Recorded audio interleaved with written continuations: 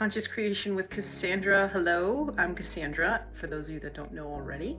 Today, really quickly, I just want to talk about, communicating the source of the conflict or tension versus communicating the emotions that come out when we are under stress.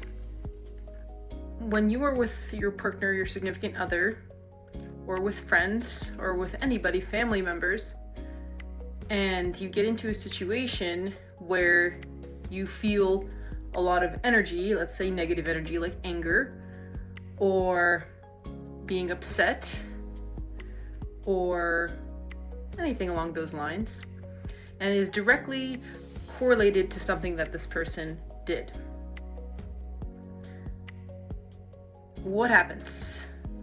We see or hear the stimuli, our brain interprets it through the lens of which goggles we were wearing, meaning the perspective, and then we have thoughts that make us then have emotions, which then make us act and produce a result. So the feelings in that equation are associated with the thoughts we have, and our thoughts are associated with what we've experienced. However, as I've talked about many times before, it depends on your perspective, on the goggles that you're wearing.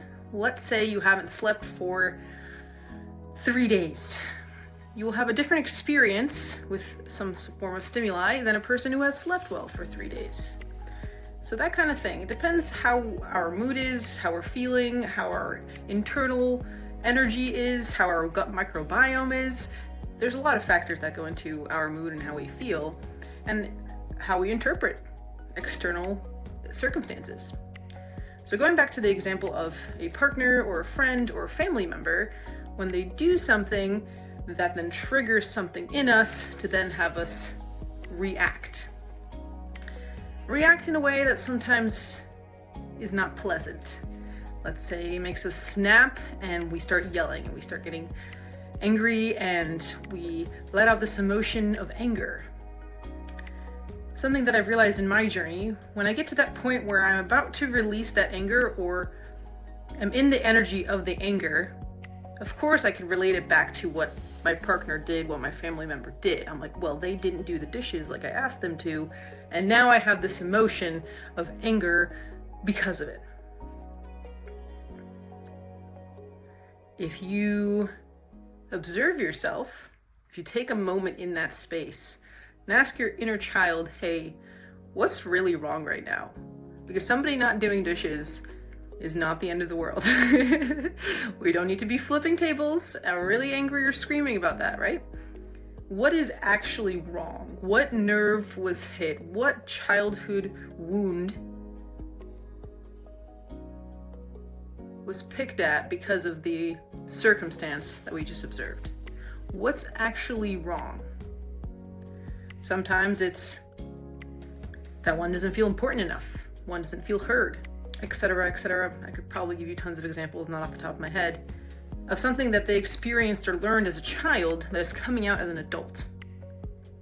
So, I challenge you, next time you're in a heated, you feel yourself building up in that energy, maybe take a moment before the reaction and think, or ask yourself, I would say ask yourself, ask your body, like, hey, what's really going on here? What's really triggered within me that I'm letting this little thing erupt into a much bigger thing? And I believe that's what emotional intelligence is being able to define, this is what wound is hurting. And then if you have the vulnerability space to take that information and bring it to your partner and say something along the lines of, I felt hurt when you didn't wash the dishes. This is because in my past, X, Y, and Z, just so that you communicate that, which will help heal that part of you, because you're standing up for yourself. You're letting that part be brought out to the surface. If it's something that's always playing subconsciously in the background running your life, making you react very emotionally, then it's not something that is brought to the forefront. So what we're trying to do is bring it out to the forefront and be like, this is something that I'm experiencing it. If you could help me with it, that'd be great. Or if you could at least, hold me in this space, meet me here, hear me out. That really does wonders. And the first time you do it might be awkward and weird. It might be even weird to find out exactly what it is within you that's been triggered. But the more you do it, the easier it is to define what actually was triggered. And you get to a point where you don't even react, because you know that it's this. Oh, I feel scared right now. And then you work on, with other tools that I'll be talking about, how to work with yourself through those moments. So one step at a time, noticing it, acknowledging it, understanding that there is something that is underlying behind the reactiveness, and taking a moment to be like, hey, what's under the surface? What's going on here? And then if you want to communicate it to your loved one, I would say that's a hard one. To your partner, that's a hard one too. But the more you do that, the more communication and comfort you have with that, the more it will change what's going on inside of you. I hope that helps. You guys have a great day. Leave a chat in the comment if you want to ask any questions, and take care.